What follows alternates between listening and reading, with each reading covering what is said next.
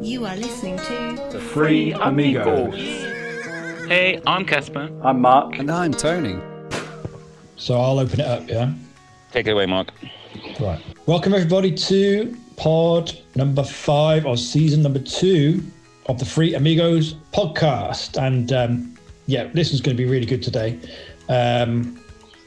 Alex, who we're going to be talking to, has got a lot of views and opinions that are similar to mine. So that's going to be something I could talk to her all day, I think. But she's, really aligned, I think, with a lot of what we talk about on this podcast. And the theme in particular is going to be around freedom to be your authentic self and self-expression, which is something that Alex does brilliantly on her Instagram, which we can share the link for later. But before we go more into that, we'll just check in with the other two amigos. Tony, how you doing, mate, over there in Birmingham? Yeah, I'm really well, thank you, Mark. Really well. Enjoying the autumnal weather here in the UK. Don't have the weather check, haven't we? Don't have the weather check. I know. We discussed that this week. That we always start talking about the weather, and it's such a British thing to do, isn't it? It's just a default reply, isn't it? You say, how are you doing? Yes, how's the weather today? Yeah, I'm great, thank you, Mark. And Casper, do you want to talk about the weather, or? Oh yeah, the weather is lovely here. It's nice boring. And It's sunny, it's warm.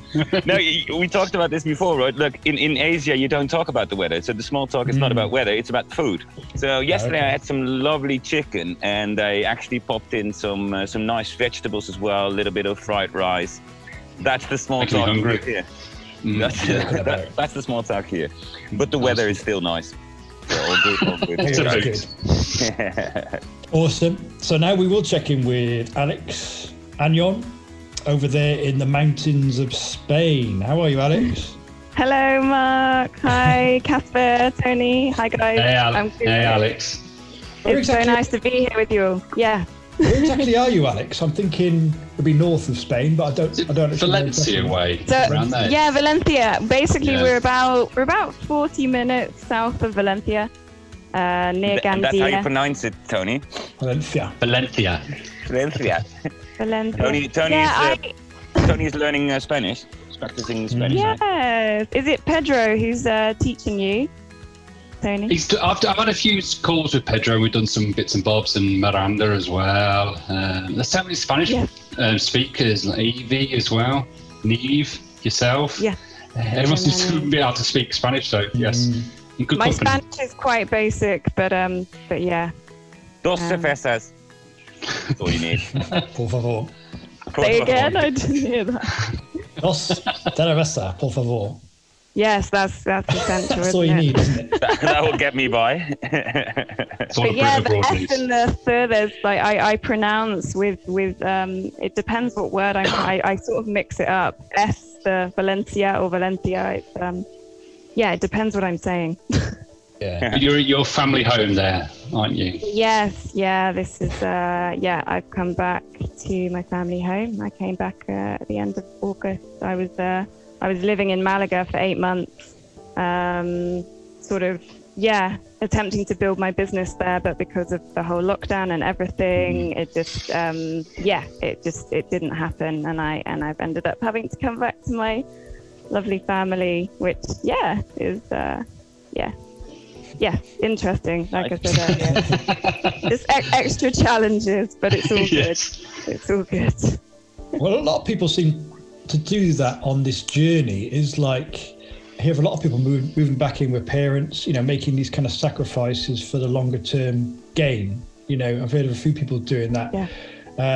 Something I mentioned Gary Vee quite a lot, but he talks a lot about that, is this kind of willing to sacrifice in the short term to manifest your dreams, because so many people are tied into these lives where they've got all these bills and this expensive lifestyle, these cars, and that keeps them trapped, because they want to maintain the way they look to other people, almost like, which I suppose keeps a lot of people from expressing their authentic selves, bringing it back to the nature of the title of the pod. Just going into your story, but you grew up in Devon, didn't you? I did, yeah. I grew up in the countryside in Devon, with my family down there. Yeah, we had lots of. I was surrounded by nature and animals throughout my childhood. So yeah, it was it was a beautiful upbringing. I had lots of space and lots of time to be, creative, which is my passion. Yes. Yeah, and as I mentioned it on your Instagram, I just love it. It's so different to anything else that I see on there. I'll go on there sometimes, and people usually it's kind of quotes or pictures, and then you're just there dancing, just expressing yourself in a completely kind of natural way that you seem to be able to do. And I think for a lot of people, I would just feel so self-conscious doing something like that, just dancing. I mean, it's just, maybe it's a guide thing, I don't know, but I mean, how have you sort of developed that ability to be so comfortable on a social media like that? I find it really, really amazing. Well, I guess it's like any of our passions, right? Whatever we're really, whatever our dharma is, whatever our true passion is that lights us up, no matter, how many people are looking at you or whatever, like just to get that expression. And I guess I've always been a bit of a performer. From a very young age, I've always wanted to, that's where I've kind of come alive.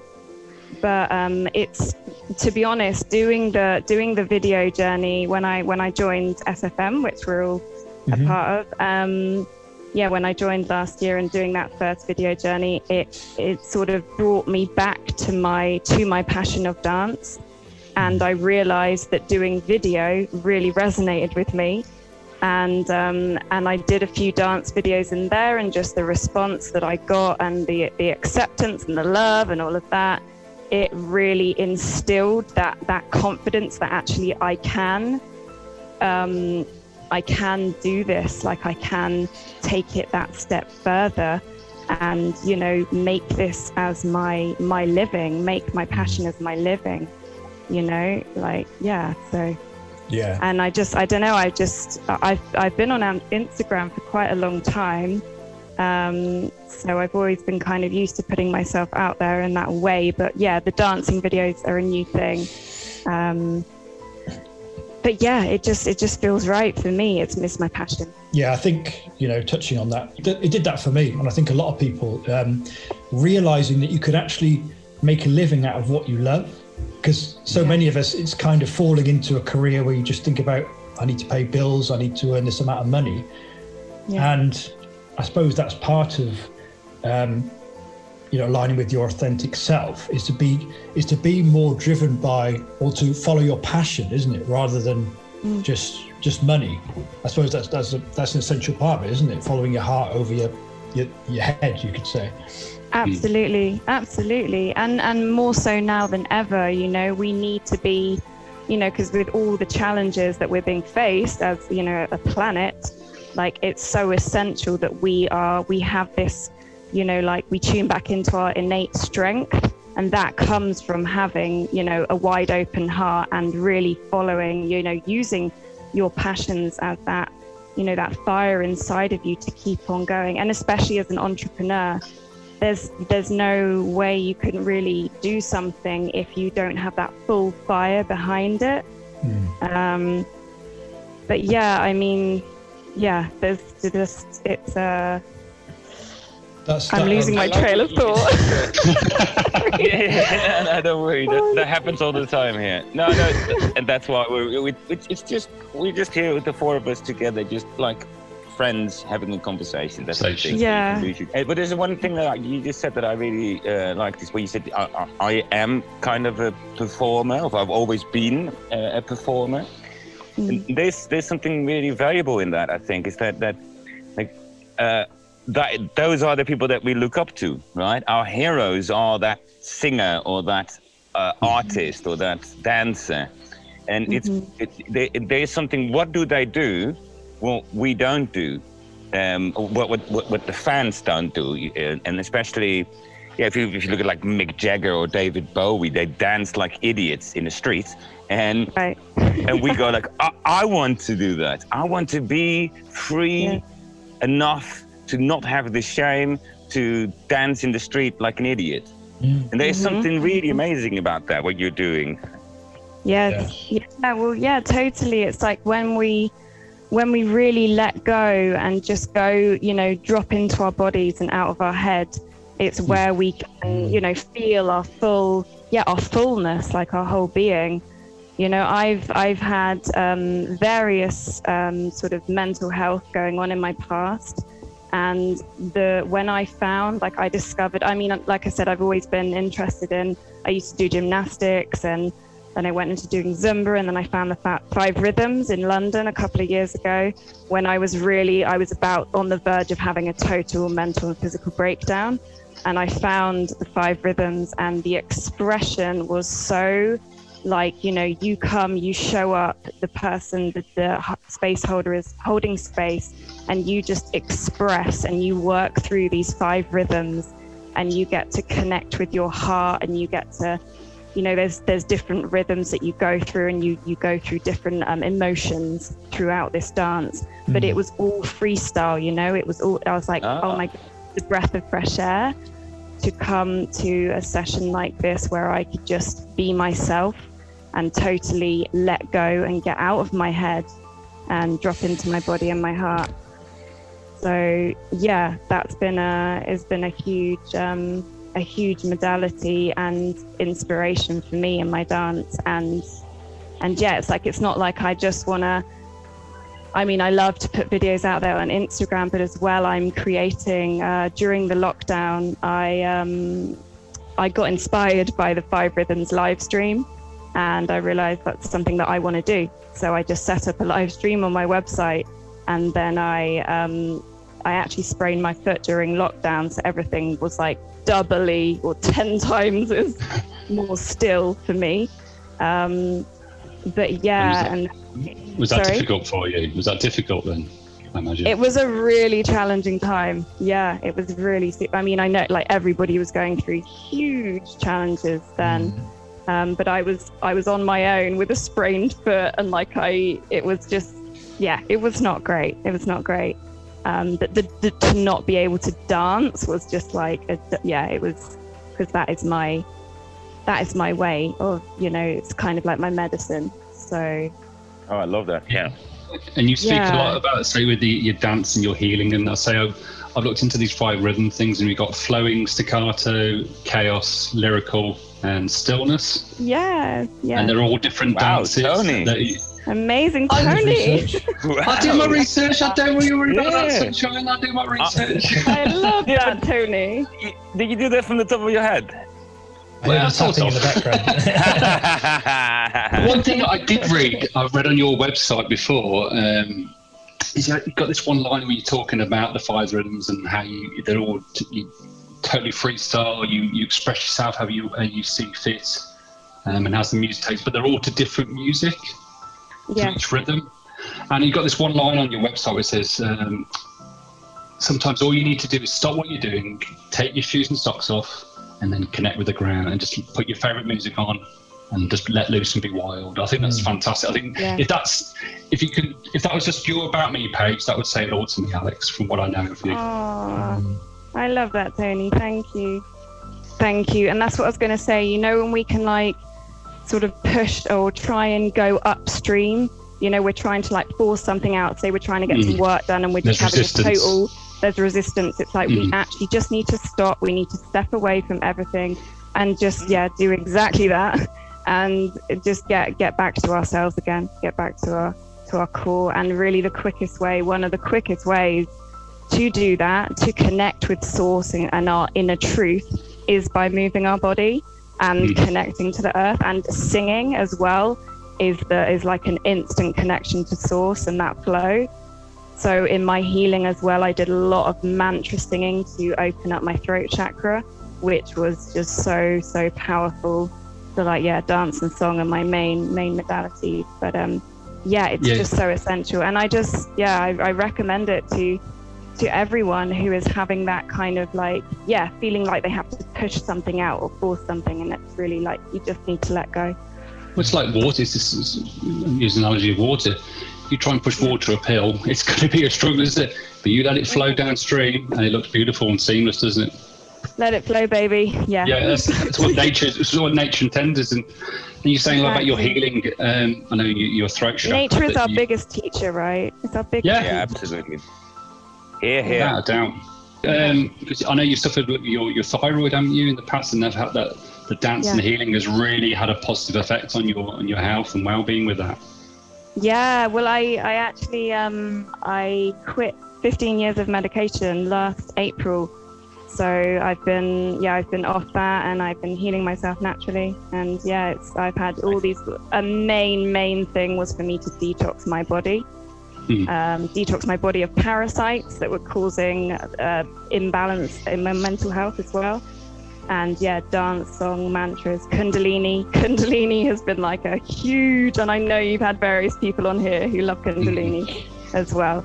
But that's given me a huge transformation in my energy. So yeah. And another thing that you say there, which I found quite interesting, is like you take your shoes and your socks off and reconnect with nature.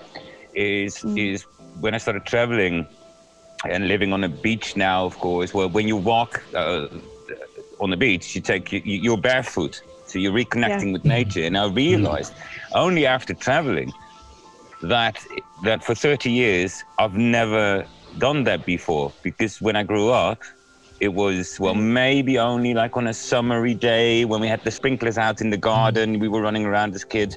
But 99% of the time, the first thing you do in the morning, socks on, shoes on, and get out of the house. And you never really, and this is quite literally, if you like, as you know, of course, if you electrify yourself, but you're standing on a rubber mat, you get all the energy and you're safe in that case. But actually, you're not having any flow with the earth or with the air. So I think it's a really important thing to make people aware of, that sometimes you just need to go barefoot in the garden or go barefoot on a hike. It's just, I did a hike in Africa with a group of friends, 5 days hiking barefoot. And that was through mountains, through rivers and whatever. And yeah, it hurt. Oh man, it hurt. But it also, it healed us so much. We looked at each other like, shoes off. Those are the rules of this hike. 5 days. Amazing. And I want to go on a hike like that. Yeah. You should. It's called the Wild Coast. Go there. Go barefoot, and it's quite famous for doing the hike barefoot. And it's so reconnecting. And I never realized that I'd never done that before. So I think that's a really valuable thing that you say there. It's so powerful, it's when we connect in that way, like it's all it's chemical, it's at a chemical level. It's like we are literally recalibrating ourselves when we connect to the earth in that way. And I think you need to properly ground yourself. You need to have barefoot for about half an hour to truly recalibrate your whole system. But it's amazing. And yeah, like you say, when you just, the habit or what we do in society, right? Or, in our day-to-day life, we put our socks and shoes on and that's it. It's like that instant disconnect, that instant shut off from that source. And I guess, I've grown up in the country. I've been blessed to grow up in the countryside. I would run around with bare feet and, I'd go to loads of free parties in my partying days and would take our shoes and socks off and roll around in the fields. And yeah, just like, I guess that has been a part of my life, to be in touch with nature. But I think it's so, so important especially for people living in cities, to just get out, like on your break or whatever you're doing, get out and to a park and just take your shoes and socks off and connect. Love it. Connect that with yourself. Yeah, I've enjoyed about lockdown the fact that I lived in my sliders and my flip-flops for about 6 months. And so recently I've had to start putting my socks back on because it started getting cold here in the UK. But that would never happen ordinarily, being in the office, shoes and socks on all the time. It's been nice just to sort of feel free, and I like it when me and my girls go to the beach and shoes off and feel the sand and the sea in your feet, and sometimes we just stand there like the waves of the sea just slapping against your ankles. It's so nice, it's something that we don't get a chance to experience very often, but I love it. But the funny thing there is as well that if you what I have now is that when I only put my flip-flops on when it's necessary, like when I ride my motorbike, but most of the time not even, or when I just walk into the supermarket or something like that. But the first chance, like now where I'm sitting now, the first thing I do is flip-flops off. Just reconnect. It's in the end, it will become something that you kind of like, you're wearing a sweater that's too warm or something like that, right? You just go like, take this off. It's in the end, if you do it for a long time, you just don't want to wear them anymore. Like, no, that doesn't feel right. Yeah. It just doesn't feel right. Yeah. We need to, we just need that connection. We need it, especially, with all the, we are, again, on a planetary scale, we're being blasted with, it's so important for us as human beings to have this connection to the earth. But you do something extra there. Go get back to our roots. You do something extra there, again? because if you just walk barefoot, for instance, like what I do on the beach, like my daily walk on the beach barefoot is reconnecting, feels good, but you start dancing with it. And that's dancing with all the energy, playing with the energy of the universe. Yeah, thank you. It is, and we all have this power to do it, and we all have it's like to kind of like play with our auras in this way, to really feel like every part of our essence. And for me, like dancing barefoot is dancing with shoes on just feels weird. It feels really, really odd. But yeah. I hope that this lockdown period for me is obviously shaking things up, breaking things down. And I wonder, who knows what the universe's motive behind it all actually is, but it does seem to me that it's breaking up these routines that people have got stuck in, where you see so many people in this Western world, at least, that get stuck in this life where they get in their cars, go to the office, get back in the car, come home, sit on the sofa, watch TV and repeat, and like you say, there's absolutely no connection going on there to nature at all, and living in a really unhealthy way for a human being, really. But everyone's just kind of like stuck on this hamster wheel, isn't it? And just like, oh, this is the way it is. It's like a society programming, isn't it? You just keep doing it. Don't think about total programming. Don't think about your life purpose or trying to be fulfilled or happy. Just keep doing this, keep paying the bills. And I think that to me has been the good side of this whole lockdown, where it's like it's just stopped everybody in their tracks, hasn't it? And all of a sudden people are like waking up and going, oh, hang on, is there something more to life than just, this kind of hamster wheel that I was on in the past? Yeah, totally. I love that, Mark. Yeah, it's like, God, that could be a whole other podcast to just talking about what is going on, right? Yeah. You can go into that if you want. I love talking about all that. There's so many layers. But the stripping, like everything is crumbling. Everything is crumbling. Wall Street is about to crash. Like it's actually happening. And we're living this time, and it's freaking powerful that we're living this time. Like and most days I'm like, we did, and we're warriors, and we're here to rise and really lead people through this in a way. It's like entrepreneurs are extremely, I feel like they're going to be, running things. Like it's, the people that are, really taking the time to tune in and really do something with their passions,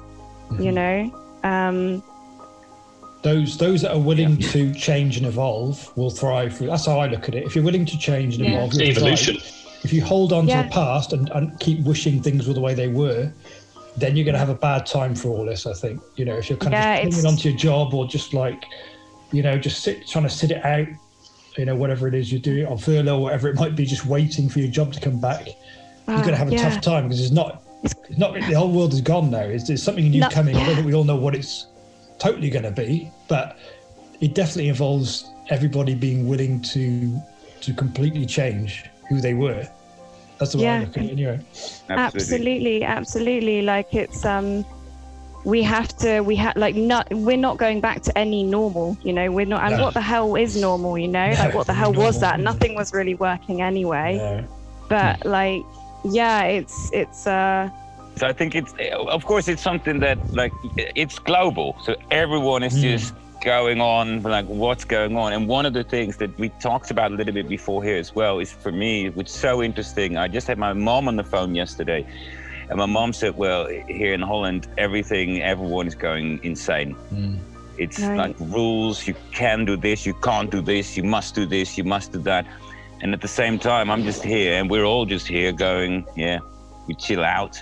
We already always had, we already, nothing really changed here. We just chill out. And it's such an incredible thing to see over the past 6 months, how like the developed countries, they are going insane. And most of the other countries are actually, unless the government steps in, everyone is quite all right, because nothing really changed. I still need to get my rice from the field, and we have some food tonight, and I've got a roof over my head. Everything is all right. Yeah. So it's such a strange thing, and that's what. Living. Yeah, I find it really interesting to see that, because my opinion there is that it's the Western countries catching up to living a simple life, to going back to. And living a simple life, like I said, you need to get the rice from the rice field, and we need a roof over our head. It's way more connected with nature than that whole scenario you just said, like the getting into the car, going to the office, and getting back home watching TV. And so I think that is the whole world trying to reconnect to nature. I think it's the new. That's part of the whole virus is part of the enlightenment, as far as I can see. Yes. Totally. So many people are awakening to this, to that, and it's like, coming back to what we're really here for. And it's so important to, like, the whole fear that is has been created by this. It's people basically need to just turn off their TVs, because it's all this, and it's not just this time, like before this time, like all the crazy subliminal messaging and all the propaganda, like it just doesn't, it creates people to stay stuck in that matrix. That's the whole thing. That is the powerful thing of this time is, yes, like you say, it's bringing people, it's kind of forcing people out of that, unless they are not choosing to just totally just shut it all out and just stay fast asleep, but it's beautiful. Yeah, it's just like we have a choice. We have a choice, and I feel as well. It's like we are in. Let's face it, we're not in the industrial age anymore. Like, what is going on with that? Like, we're in the information age. We're like things are happening rapidly. We're in this Aquarius energy, and we can just go on the internet and find stuff out. Like, it's so.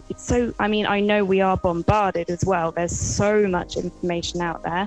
But there's some incredible leaders out there. Sasha Stone, for example, and I've just recently watched Thrive too. It's an incredible documentary. It's so enlightening, and it's basically saying how, energy is going to be our sustainable source, free energy. And there's some immensely amazing beings that are creating these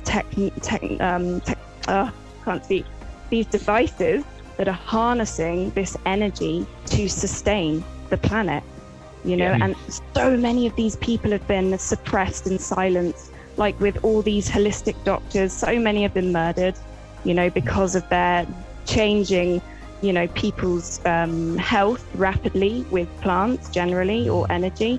They've been silenced, and all these people, so many in this documentary, like a list of people who got suppressed and probably murdered as well, because they were onto something. They were onto something. It's kind of like Galileo, what you're talking about now, right? It's kind of like Galileo. You come up with some new theory that the Earth is not the center of the universe, the sun is, and the church hangs you because you come up with an idea that actually they can't handle, because their whole business model doesn't work. Yes.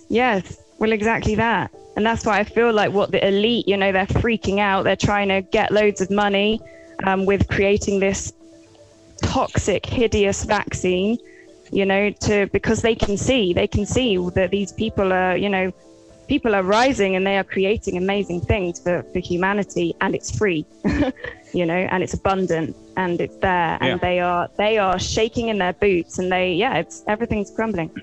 But there's something funny you said there as well, when you say we are being bombarded with information at the moment. Data deluge. Yeah, but that's something we talked about earlier as well. It's like two things there. Yes, when I go back to Holland, I'm always like, why are there signs everywhere? Like, you need a new hammer. Like, no, I don't. Yeah, but it's for sale. Yeah, but I don't need a hammer. Right, and that was one of the things when I started traveling. When I went to Thailand, for instance, you sit in a bus, you see all those commercial signs, and everyone is talking, but you cannot understand anything of it. So nice and relaxing. You can just sit back and you just hear. And you go. Normally, most probably that woman would have been talking about her neighbor who was too late, and then he did this, but I can't hear it. It's so nice to have that, and that taught me to make sure that I'm not being bombarded with information. Like here in Indonesia, I speak Indonesian, so I can read those signs, but I don't read them, right? And the same online. We spend a lot of time online nowadays, all of us. I'm not getting bombarded with anything. I decide what I read and what I want to see. And then you can find a lot of beautiful things. You can find a lot of beautiful initiatives. And whether it's about politics or about virus or whatever it is, or science, you can decide what you want to see. And then you're in control in the information age. I think that's a beautiful thing. If this is the information age, and there's so much information, you need to make sure that you are in control of the information that you're getting. Yeah. Don't let anyone else tell you what information you're getting, because there's too much of that. Yeah, totally. And I mean, it's something that I'm still kind of, you know, from being online so much recently, and obviously so much was going on in the lockdown, so much information. It's kind of like, it's filtering out certain bits, I guess, as well, because I've been researching. So but like you say, we have total control over it. Total control. For me, there's just one simple rule. Does this benefit me or anyone else? The information I'm getting. And so negative stuff, no. That doesn't give me any good energy. Conspiracy theories, that kind of stuff. Sometimes it's fun, but I only do positive information, whether it's science or so does this benefit me, my knowledge, or maybe for another reason, does it benefit anyone? That's my golden rule there. I think that's a good rule. And definitely it's like we only really want to feed our brains with positive stuff, but as well, you know, there's information, like the truth is not necessarily, you know, all roses. You know, it's like certainly not. But obviously we don't want to get ourselves to that low vibration. You know, that happened to me in lockdown as well. On top of everything, you know, I got so kind of caught up in sort of lots of rabbit holes, and I did it. It really lowered my vibration. But now that's the best way to say it. Like I said, like positivity, blah blah blah. When I couldn't really find the right words, but resonation. Does this resonate? Does it vibrate? I think if that, then you can keep your energy at a good pace and at a good high vibration. Yeah, that's a good way to say it. Love it. Yeah, I remember when I was in Peru on a retreat over there, and there was a lot of, I mean, there's a lot of amazing talk as well, but there's a lot of people talking about this whole Illuminati thing. And like you say, I mean, I could say it's truth. I know I've heard a lot of very intelligent people talking about that, but it's not really something I want to get drawn into, even if it is the truth. You know, I don't want to be thinking about this kind of dark energy all the time, because it kind of drags you down, you know.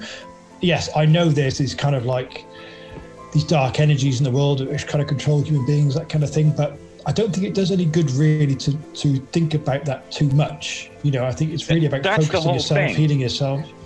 That's the whole thing. It's not like a friend of mine as well. He was again started to study whether 9/11 was true or not, or Illuminati or whatever. It's like the information you get, the studying you do, it's a lot of negative talk there. It won't change what happened. No. It doesn't matter. There'll always be that dark. It doesn't matter. Yeah.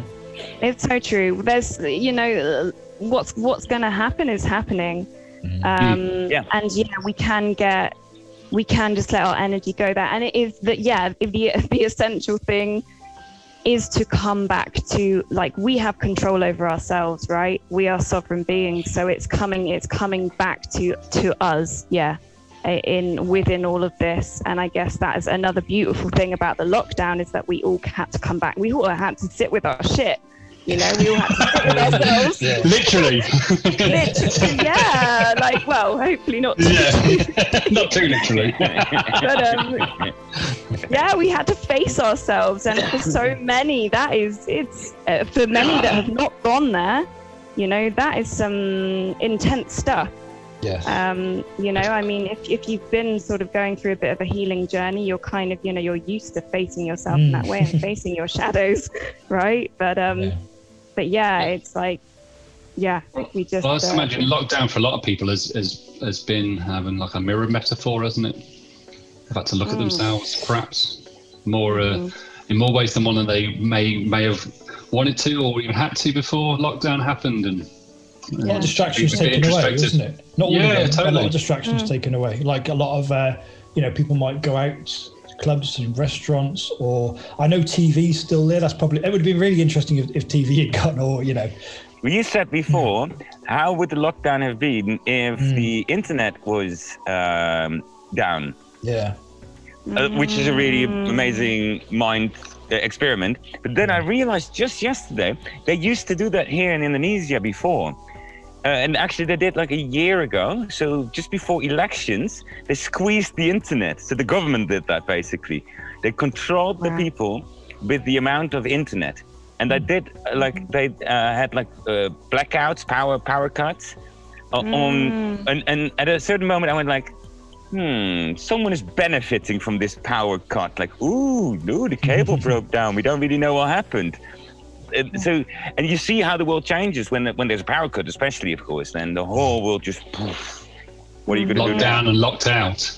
That's a proper lockdown. Yeah. It's really, it's just thinking about it. That some governments in India, they do the same as well. In China as well, right? They China stop using social media. Yeah.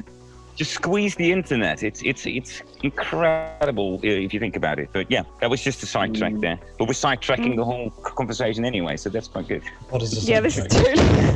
That's good. Right? I'm doing it all the time. Yeah. What was the original topic, Mark? Let's see if we can get this back to a topic. Yeah, because I just wanted. Oh yeah, no, you go. No, I was just like, go. No. This is the old left, right on the sidewalk thing, right?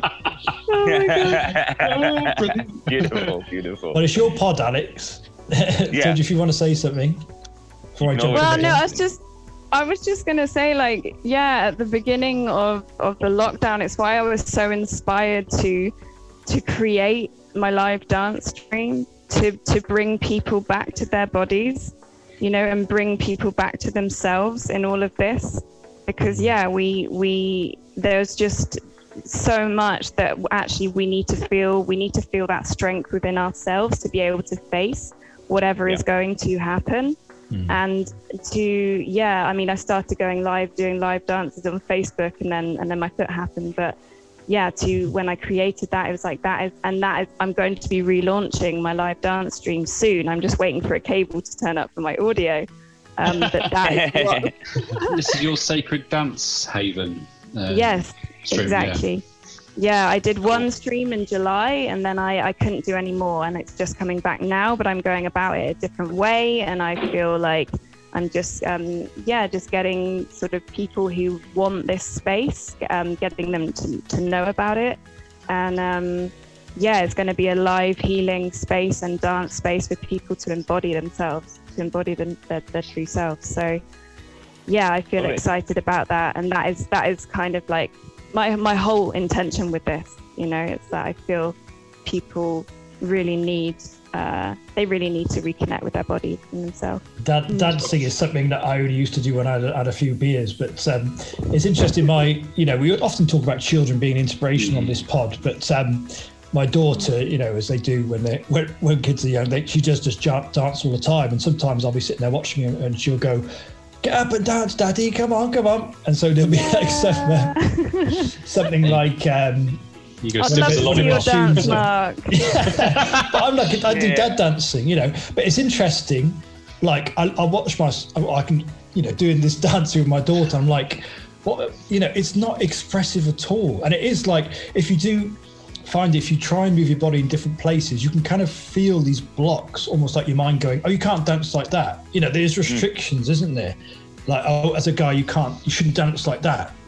So it's interesting to push your body that way and just see how the mind responds and tries to stop you, hold you back, isn't it?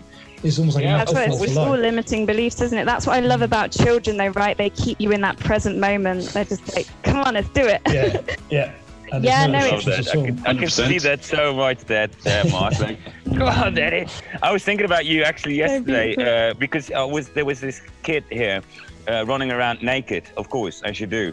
And he was walking on the table, and I was like, when was the last time I was walking on a table, just going, "Oh, la, la, la, la, la, I'm on a table." It was just, it's just such an amazing thing, and that reminded me of something else. And also, this whole conversation is, I once met a guy, an Italian guy, and he was doing something, and I don't know the official name, and I thought maybe one of you know, because he was doing a course in like freedom movement.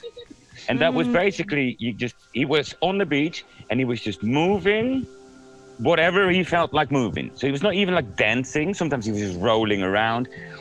Of course, we all looked like, what a lunatic. But but that was back then that I still thought people were lunatics. But he was so free in just move for it. It was so, like I said, it's not even like dancing. He was just moving freely. Have you heard of that? That's a lot. Yeah, I mean, well, and not that specific one. I mean, there's so many that are sort of coming out there, but it's very similar to the 5 rhythms. When I first went to a class, people were just rolling around and doing their thing, and it's like if you were to do that in the street, rolling around and doing their thing. Yeah. I love that. Freestyle, isn't it?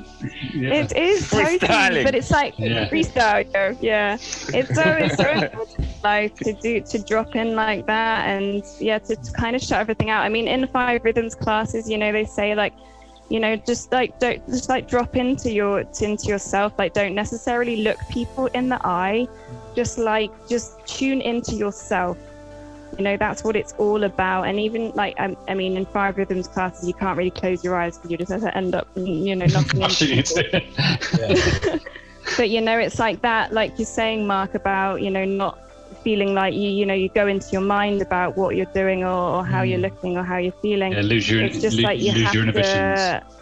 Have your shoes and socks off. And it's all about the music as well. It's like connecting with that bit of the rhythm and kind of just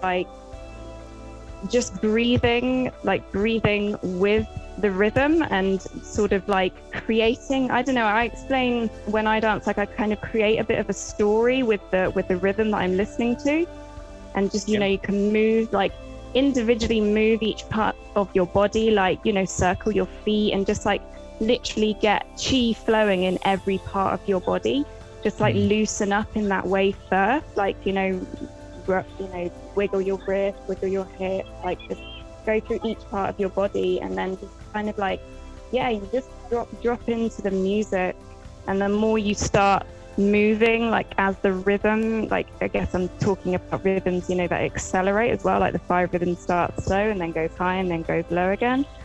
So it's about just sort of losing yourself in that moment and just switching off.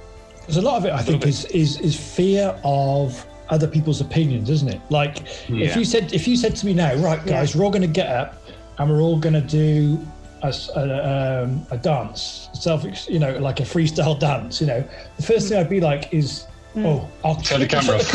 I'll shut the curtains, I'll turn the camera off, and I'll be fine. Like they would say, dance like no one's watching. If no one's watching, no problem, I'll do it, and I'll just kind of like Beautiful, express myself.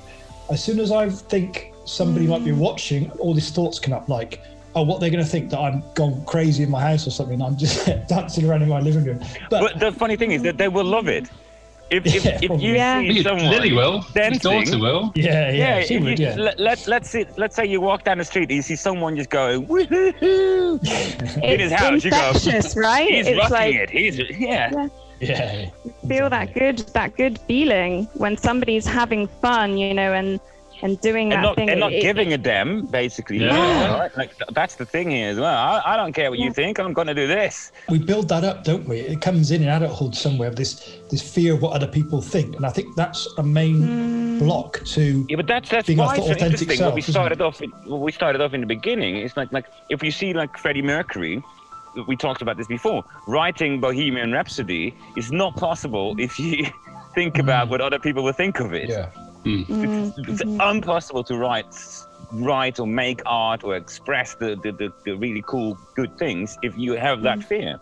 That's what I find so fascinating about it. Yeah, and it's like we all want to feel good, don't we? It's about following that good feeling within us and doing what makes us feel happy and uplifted. Maybe it's easy to say sometimes, but to just stop caring what other people think. And essentially it's like we are just kind of making these things up within ourselves, and it is just a lot of limiting beliefs and layers that have got put upon us as maybe as a child we were told to don't be so loud, or whatever. Like we create these layers and layers of protection as well. If we've been hurt, we form these boundaries, because essentially we're all pure divine light, and we're all these joyous beings that were born into this planet like full of joy and energy, and not giving a shit what people think of us. And essentially, like you say, Casper, it's like when you see somebody having a good time, it makes smile you on your feel face, good. isn't it? Yeah. And it's letting go. I remember I went last year. I did a theatrical sort of dance workshop, a 5 rhythms workshop in London. And one of the exercises was there was I don't know, about 20 of us, and we all sort of made two lines. We had 2 people sort of spaced like parallel, 2 lines parallel, and we were just told to just do this. And in fact, somebody did this on their lives who I was following. Basically just speak absolute gobbledygook in front of each other, just totally like let go, and just let your crazy out, just like let it out, because we're not it's like if you walking down the Basically street, what we've been doing this whole podcast. Yes, exactly. You're speaking gobbledygook to each other. Just kidding. I was first introduced to this kind of thing when I started working with plant medicine. That's something they do before the ceremony is, just dance for 10 minutes with your eyes closed, or tell this complete stranger about the deepest, darkest secrets. It just kind of start to open you up, physically, emotionally, so that the medicine could work on you. Yeah. Otherwise, this stuff just keeps us stuck and rigid, doesn't it? Our whole life. It's that vulnerability, isn't it? It's such a beautiful thing. Meeting someone that you've never seen before, and you connect, and you tell them, you open your heart and to connect with another human being, because we are all part of one another. But when we have that connection, it's just like, it lets everything flow in our bodies. Like you say, it unblocks, it unlocks us when we are connected to our heart in that way. And then, plant medicine is like boom, isn't it? It's just like that's another pod in itself, isn't it? Yeah, I would love to do another pod about that. Well, about the plants. Yeah, they're so powerful. Yeah, it's something I talk about a little bit now and again on here, but I always say to try and explain it with words is almost impossible. You have to experience it, because it really is something like, if you've never been there, it's completely alien to what you experience day to day. Oh my gosh, yeah. So to explain it in words just doesn't do it justice. But not really good topic for a podcast. Maybe it's not a good solution. maybe we all just take ayahuasca and see how the podcast goes. An online ayahuasca retreat. That would be what you're saying. I think that was up for. You can't explain it with words. And my favorite things on this planet are the things you can't explain with words, or even not with a photograph or with a movie. Like emotions, like love, you can't really explain love. It's a feeling we all know, but there's no words for it. And I've got a thing here, and that's like bioluminescent plankton. Most of you have heard of that, most probably. That's like the plankton that if you move your hand, it lights up. It's fluorescent. It's beautiful stuff. It's absolutely one of the most amazing things ever, but you cannot film it. You can't take a picture of it because it doesn't work on a photo and it doesn't work on a video. So the only way to experience that experience is to experience it.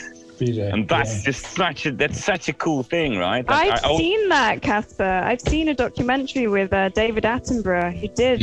They caught all this on camera. I don't know how. They try to. It's not the real thing. That's the same thing what I'm trying to say here. It's not the real thing. And just a little anecdote on what happened there. I said this to a friend of mine. I said, tonight there's plankton, bioluminescent plankton. Let's go in. And he said, well, I can't swim and I'm afraid of the ocean. But if you say that this is one of the most amazing things you've ever seen in 8 years of traveling, I'm going in. And that friend of mine was called Mark, by the way, from York.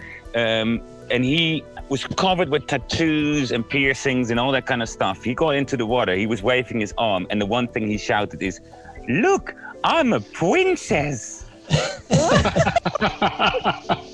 That is how amazing it is. I'm a princess. And yes, you can capture it on camera, and like Mark, you can talk for an hour on how your ayahuasca trip is, but it will never come close to the real experience. Those are amazing experiences in life, I think.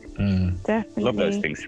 That's so beautiful. I think with ayahuasca, though, it's important to know that it's a real calling, right? It's not just something to be like, oh, I'm going to go try ayahuasca now. Yeah, like, tick, done that. No. Oh, my God, no. Or let's go to the club and to take some ayahuasca. Right? It's a whole other... It's a whole other thing, and it really is a calling. Like, I'll say a couple of things about mine, but I'm similar to you, Mark. Like, to express it in words is kind of difficult in a way, but yeah, like my first experience, I did it once one night and then 2 times in a row. And the first night was absolute. I had experienced, I don't know, I thought I was dying, basically. I thought I was dying. Yeah. I didn't properly trust, I think, as well. I didn't properly trust myself. And in turn, I didn't properly trust the medicine. And then the second night, I experienced total ecstasy, and I had such profound healing. In fact, that day we went to, this was in Sweden, I did it in Sweden, and we went to the beach. Beautiful, beautiful beach with loads of wild horses, and this rock was just like staring out at me in the water, and I picked it up and I didn't let it go, like the whole time, the whole ceremony. And anyway, I was called to put this rock, this is going to sound really random, guys, but I was called to put the rock on my belly button throughout the ceremony. I was lying down, and literally throughout the ceremony, I felt like there was a cord plugged, like I was plugged into source. That's how I can explain it. I was plugged into source, and it was just, everything was flowing. And since then, it's opened up my third eye more, like my intuition.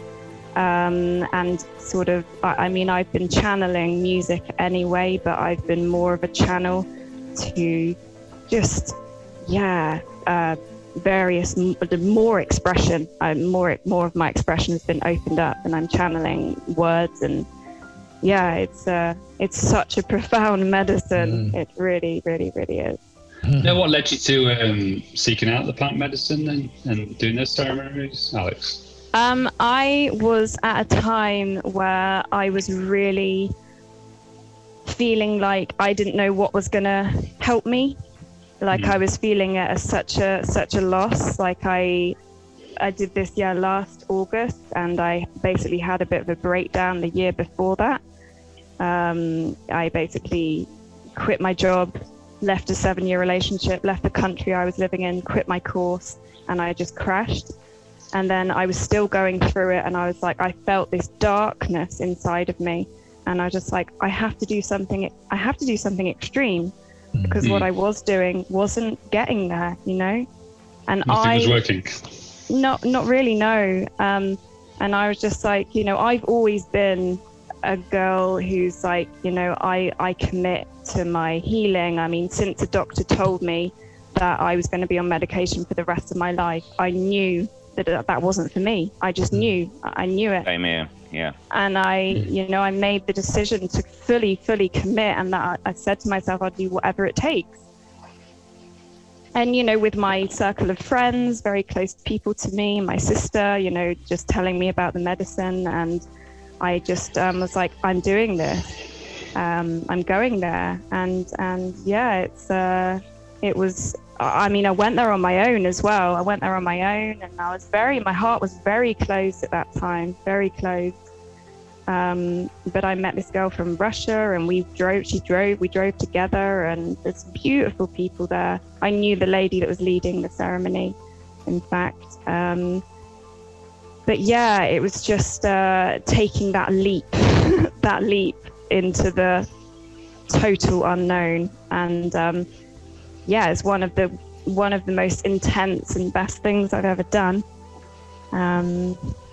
But yeah, it was that real search for wanting to get rid of this real darkness. And yeah, I you know, sort of struggled in and out of having major lows, depression, and I don't, you know, it's like I don't have that major lowness anymore.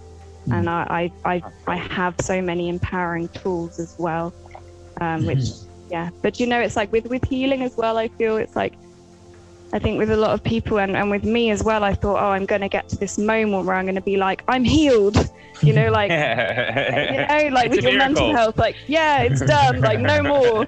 And it's just such rubbish, you know. And with your physical health, it's like a constant journey. It is a constant journey, but it's all about the tools, the empowering tools we have to deal with situations when we do maybe slip into those moments. Like I did in July, in fact, I slipped slightly back down again, not to the depths, but I did slip. And I'm like, right, I am committing. Again, I did another commitment. I did 2 months solid of this mindset, this intense mindset work, and it's just sorted me out, you know. And I love that. It's like, yeah, again, we all hold the power inside of us to change our reality in a moment when we really commit to ourselves. It's that, and that is the first thing. It's commitment. All it's about commitment and consistency with your healing. That's really important. That's really important. Like you say, we all think that we perhaps do follow a path and it's going to lead to healing and we're fine. It doesn't work like that, does it? Like I'm very similar to you. I was drawn to the plants because I was in a dire straits, really. But as the guys always talk about, I always talk about the dark night of the soul. And I mentioned it, managed to mention it in every podcast in the first season. But yes, I listened to your podcast, Mark. I was really inspired by that. Yeah. But it is like, even though that is the darkest thing you can go through in your life, it's so much you can get out of that, isn't it? Because it forces you. There's no way I would have gone to an ayahuasca ceremony if I wasn't struggling with my mental health in the way I was. I was desperate for something, and that was the biggest change that I could think of at the time. And I was drawn to it, as you say. You've got to have something that's calling you to it. You don't just go and do it and think, oh well, I'll give this a try. It's not like, I really was, medicine was calling to me. But even then, going through all the plant medicine ceremonies and the meditation retreats, and about to embark on another kind of healing course now. But it's not like my mental health is now healed. Even this weekend, I was struggling. Not down to anything in particular, but it just happens now and again where it's like okay, like universe says, right, you're going back in. It's almost like you have to, you got to grow again, you know, because that's what it is. These tough times is you're forced to grow, aren't you? And they're not all it's that bad. breaking open, isn't it? It's that breaking open. You know, we have to kind of be cracked. Yes. That sounds extreme, over and over but again. yes. Yeah. To get to that light, to let the light in, you know. I just got like this kind of metaphor, this image in my head now, where if you can't get through the wall, sometimes you need to get around the wall. But then when you go around the wall, so in this case, you went like quite extreme to alternative plant medicine, which is literally around the wall. That's why it's called alternative medicine. And you go around the wall, but when you see yourself at the other side of the wall, you're still there with yourself. And this is actually something that we talked about before. I can't remember the name. I think it was like the Daka wheel or the Dukkha wheel, which is the wheel of enlightenment. And that just goes on and goes on and goes on. And that's growth in the end. Yes, So the moment when you are enlightened, enlightenment is not a permanent nirvana, because there's another wall. Get through that, go through that, or around it, or over it, and it just goes on and on and on. Yeah. Life is just not plain sailing, is it? I think we'd be bored if it was, wouldn't it? Imagine that. If totally. everything went wrong all the time. Not even that. Not even just that. When I did my study on energy, so the universal theory of energy I've been working on, I figured out that if life would be plain sailing, it would be grey. So there's no yin and yang. And so it is non-existing. You need light and dark. If you don't have the lights and dark, evolution will not pick you or your strain. You know, all our dark moments we have chosen. Like there's a Celtic saying that I don't know the exact saying, but it's like we only sort of get what we can handle in life. You know, it's like I said that the other day. My mom brought me up like that. My mom brought me up like you get the weight on your shoulder that you can carry. Yes. When you get something really heavy on your shoulders, apparently you can carry it, but you just don't know how yet. But you're meant to carry it. And it's your absolutely. And so I've been getting a lot of heavy stuff on my shoulders in my life, but instead of thinking, oh no, why am I always like this? I knew this was my job or my destiny. It's very easy to fall, and I'll put my hand up to be the first one to say, like, it's so easy to slip into our victim, right? It's such a big shadow, but how empowering is it when we're like, actually, I can handle this. And the best thing what happened there for me was when I had my moment of like, fuck this shit, I'm gonna do it differently. My brother said to me, he sent me a text message, he said, life is not always fair. And I didn't understand that sentence. I mean, life is just life. It does what it does, and it goes where it goes, and we go where we go, and I'm doing this. It's not about fair. How can life, because fair is an opinion, it's relative. It's impossible. And it's this thing that a lot of people say, life is not always fair. But no, it's just life, just does what it does. Yes. Deal with it. Yeah, completely. Yes, and it's important as well to practice gratitude, isn't it? Because because we all have this shit basically that happens to us in life. But if we only focus on that, we can get into the victim mode, can't we? And not notice all the things that actually are going in our favour, the amazing things that are being provided for us as well. As we all gratitude is so powerful. It's so powerful. That's it. That's the thing I took away from watching The Secret again. The documentary The Secret from the book. Where one of the guys have, and I was just thinking about it because of your story there, Alex. It's like that some guy has a gratitude rock, and he just has a pebble, just a pebble in his pocket, and every time when he touches the pebble or the rock, he thinks about what he's grateful for, and it's the last thing he takes out of his pocket before he goes to bed. First thing he puts in his pocket. And I love that. It's kind of like a placebo, but also not. It's a self-conditionalizing placebo on gratitude. And it changes your perspective from negative to positive. I love that. It connects, gratitude expands our heart space, doesn't it? So it's coming absolutely, that connection and that frequency you know, that we all need to be vibrating off of. And gratitude is like, you know, like Abraham Hicks does these rampages, you know, like various rampages, or you can just like go outside and just be in awe of everything. Like, again, you sound like a crazy person, but actually it's like infiltrating that awe inside you to expand your heart. Like, oh my God, look at the green. Oh my God, like I do that with the kids. This flower, you know. Yeah, I do that with my friends' kids every time when we go to the south. Sometimes we go to the south of the island to go surfing. It's a great surf sport. And one of the things that what I automatically do when I can talk to people, I just say, hey, look, a flag. Hey, look, a coconut. And I literally, that's my emotion. Hey, look, a flag. Or, hey, look at this or that. And the children love it. And they started doing it as well. So we're in the car, and it's like a 2-hour drive, and we're just pointing out everything we see on the way. And it can be anything. It really doesn't matter. But we literally go like, oh, yeah, that's a nice flag. Yeah, good flag. Yeah, and then we're having so much fun with just the things that are around us. Yeah, I love that, and it's coming back into the present, isn't it? It's that present moment. When we're in the present, we're just joy and abundant, like we're meant to be. It's literally just, and the funny thing is, like I think I said this before in another part, but a couple of weeks ago, so this is my friend and her kids. They went to the south, and the daughter, 7 years old, asked, like, is Casper coming along? Mom said, yeah. And she said, oh, nice, because then we can say all kinds of random stuff again. Aww. That's what she said. And I was so proud of hearing that, going, yeah, I love that. We're just talking about random stuff. Hey, look. That's funny. Everything is funny. That's so awesome. And that's what people, you know, we need to learn to do more, is just connect with our inner child, you know. Yeah.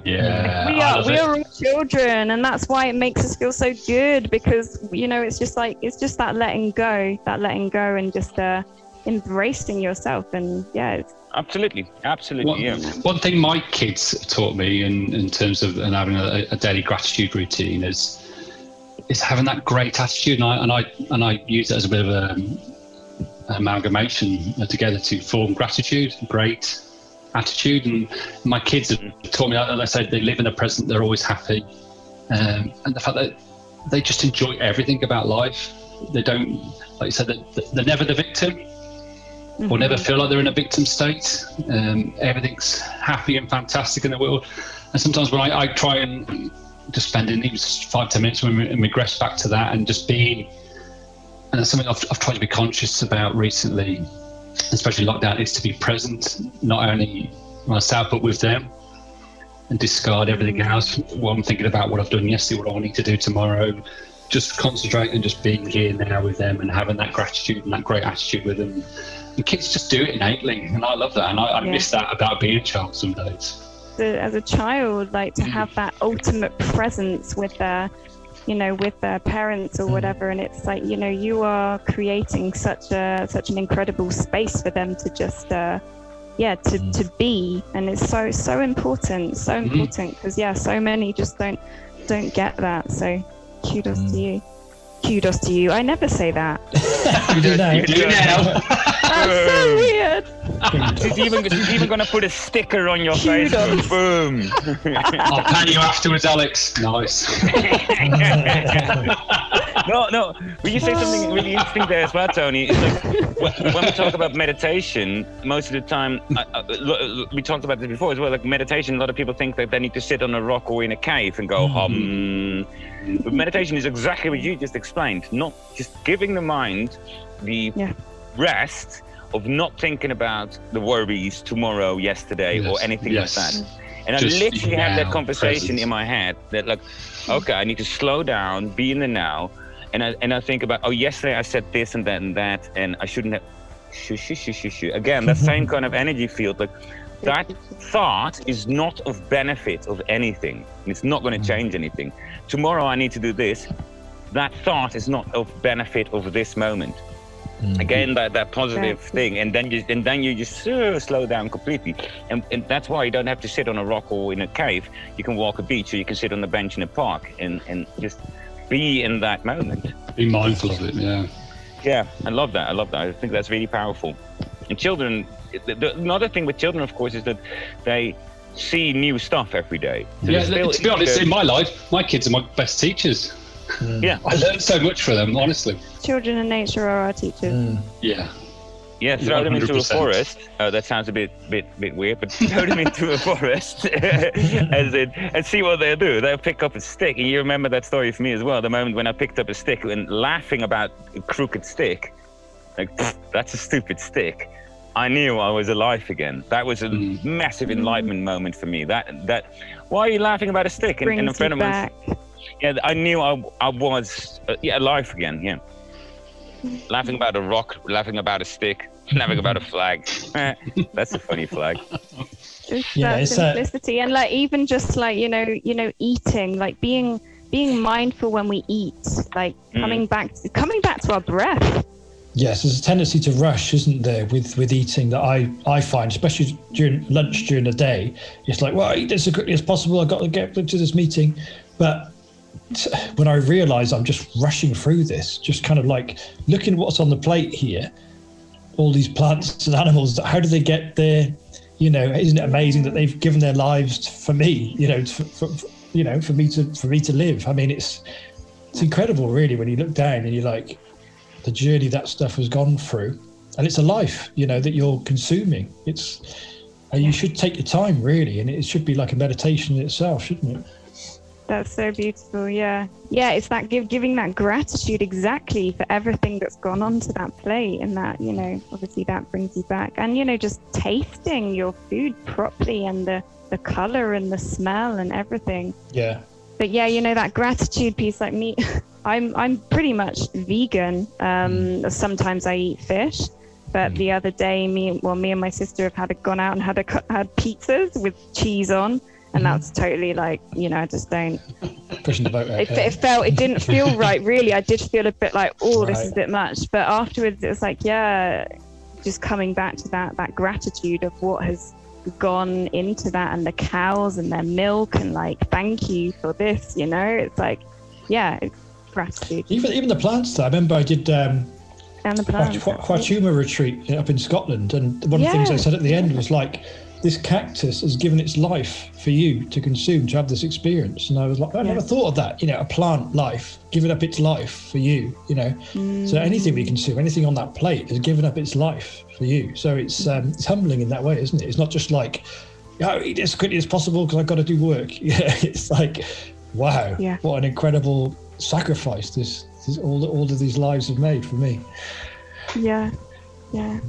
But another thing just came up for me. One of my teachers now was talking about how when we go outside, going back to the mindfulness practice almost, but looking at a different way, expanding awareness. It's like you might go to the shops now, and it's like, you know, you kind of drift off into your thoughts because you might look around. It doesn't seem that interesting, like, you know, a car, a lamppost, a Starbucks, you know, a road, you know.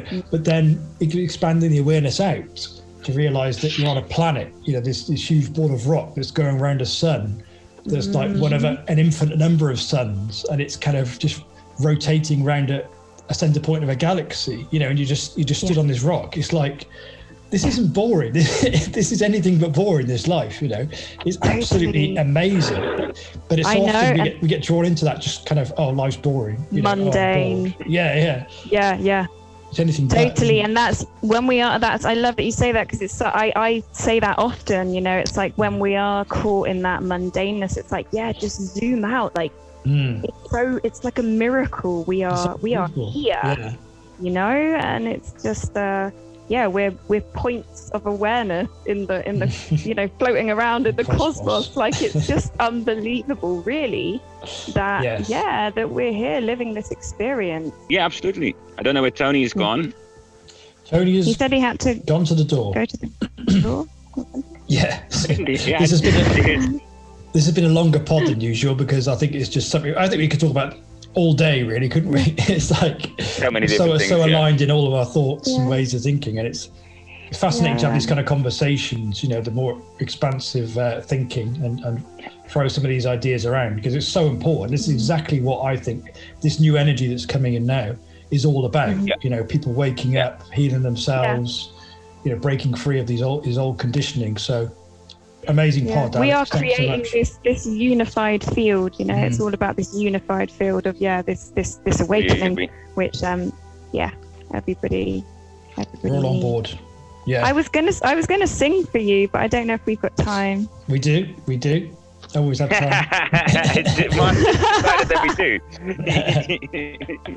Say if you don't, we can do it another time. No, this can go on and on. And Cass, there's no restrictions on the length of it, is there, Cass? I don't know, but we can always chop something else out and put this in. As far as I know, it's do whatever you want to do. It's a playing field. Come on. We would love for you to sing. It's a very short song, and it's just it's been part of my healing, and it's maybe inspiring for others. So it's just a really short song, and it was about it's during my healing journey, and just about following your passions, basically, never letting go of your dreams. Yeah, I've never sung it to people other than my family. So we've got a premiere here.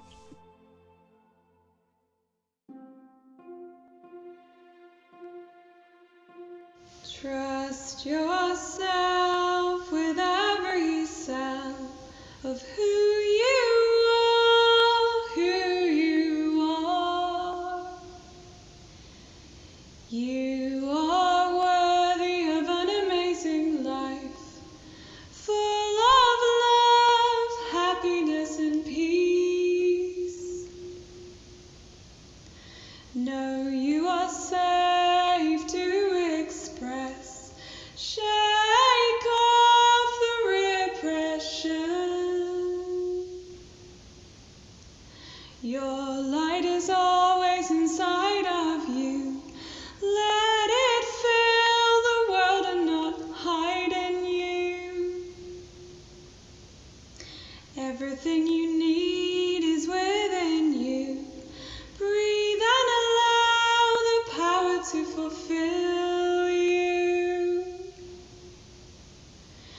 You are warrior gods and goddesses, full of love, joy, and passion. The time is now to awaken from your suffering and fly with tenacity, empowerment, and compassion.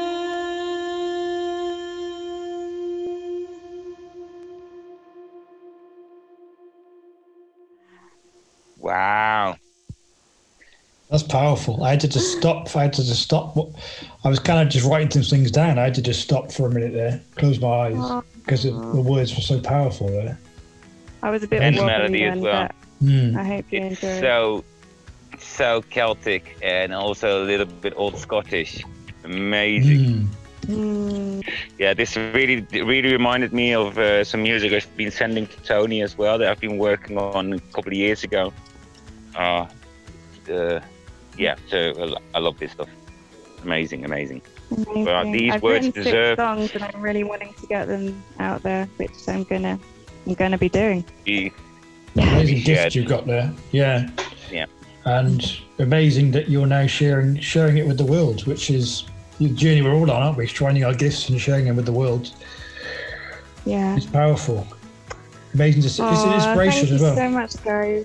I've never, like, this is my first podcast, and I know it's not like we're live to the world or anything, but I was really nervous. But I've been wanting to do this for a while, so I'm really honoured, and I really appreciate you guys.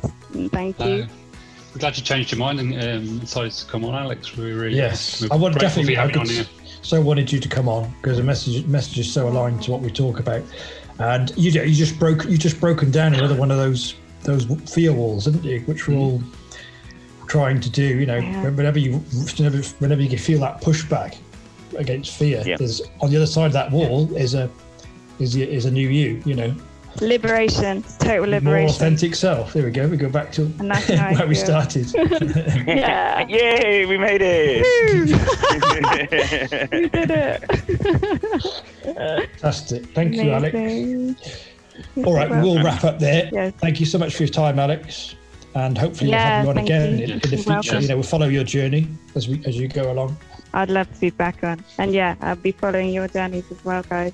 No, awesome. Thank you. All right, guys. Wonderful pod again. And we'll be back next week. See you soon, guys. Oh, yeah. Adios, amigos. Bye. Adios, amigo. Adios, amigos. Bye. That's enough. You have been listening to Free Amigos. Hey there, hope you've really enjoyed listening or watching to the conversation today. And as promised, we have all the links to the topics discussed in the description below and also on our website. And if you're watching this on YouTube, please feel free to hit that subscribe button or follow the link to our brand new website where you can sign up to our weekly newsletter. Thank you for watching or listening. We hope you got something good out of it. If you've got any interesting topics you'd like us to discuss or any questions, please don't hesitate to get in touch. And that's it. See you in the next pod. Adios. Cheers.